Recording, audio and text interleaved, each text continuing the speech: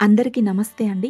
16 సోమవారాల వ్రత ప్రాముఖ్యత గురించి శివయ్య పార్వతీదేవితో చెప్పిన మాటలు. పూర్వము నైమిషారణ్యమున సూతునితో గూడి ఉన్న శౌనకాది మహామునులు పౌరాణికుడగు సూతునితో ఇట్లనిరి: ఓ మహర్షి, నేడు మీ ద్వారా అత్యంత పవిత్రమైనట్టిది, సకల కామ్యములు తీర్చునట్టిది, సకల శుభములు కలుగజేయునట్టిది, దుఃఖము తొలగించునట్టిది, మనశ్శాంతితో కూడిన ఆరోగ్యము నిచ్చునదియగు వ్రతము ఏదైనా చెప్పమని అడుగగా, అందులకు వారి కోరికను తీర్చుటకు అంగీకరించిన వాడైన సూత మహర్షి శౌనకాది మునులను ఉద్దేశించి: ఓ మునిశ్రేష్ఠులారా, సకల ఐశ్వర్యములు కలుగుజేయునట్టిది, దుఃఖమును నశింపజేయునది, సకల కార్యములు సిద్ధింపజేయునది, ఆయురారోగ్యములను ప్రసాదించునది యగు వ్రతము ఒక్కటి ఉన్నది.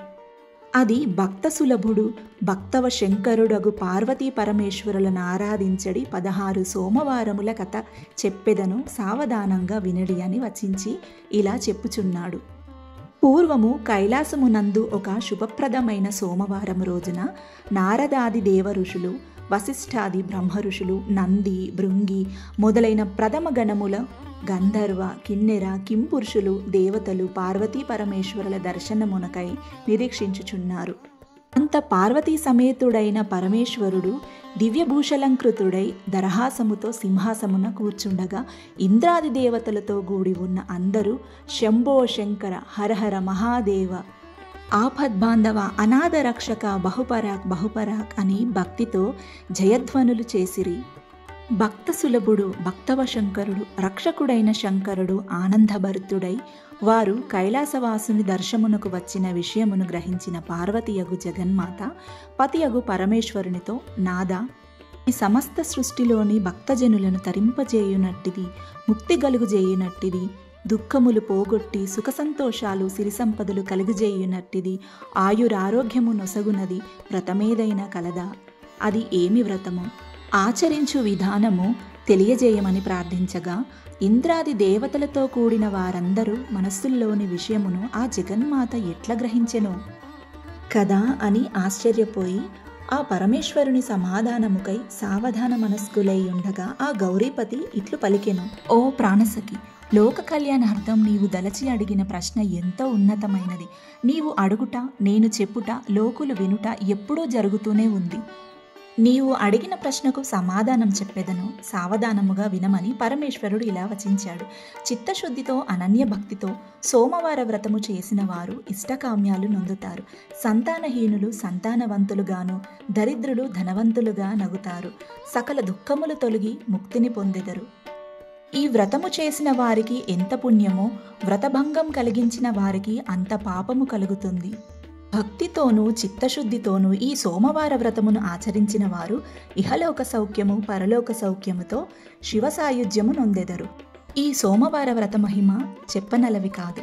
ఓ దాక్షాయిని, ఈ వ్రత ప్రచారమునకు జగన్మాతవగు నీవే సమర్థురాలవు అని వచించగా, ఆమె అట్లే స్వామి, ఈ వ్రత విధానము కూడా తెలియజేయమని ప్రార్థించగా ఆ బోలాశంకరుడు ఇట్ల వచించెను: ఓ ప్రియసతి, ఈ వ్రతము చేయువారులకు దృఢ సంకల్పము, నిర్మలమైన మనస్సు ఉండవలెను.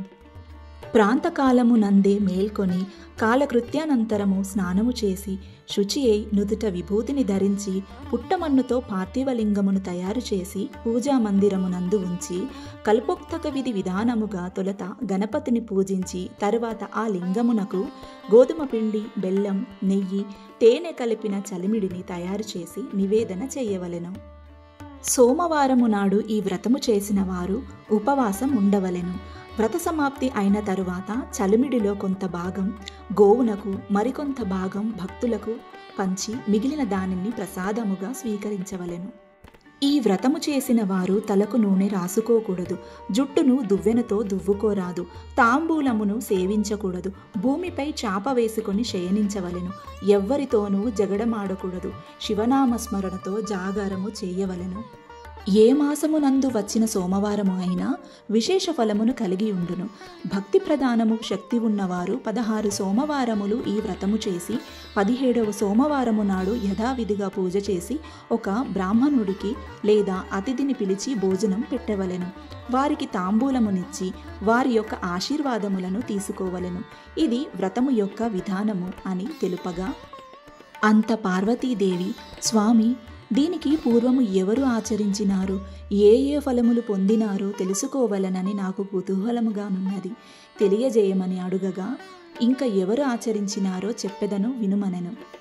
ఇంతటితో ప్రథమ కథ సమాప్తం. రెండవ వ్రత కథతో మళ్ళీ మీ ముందుకొస్తాను. నమస్తే.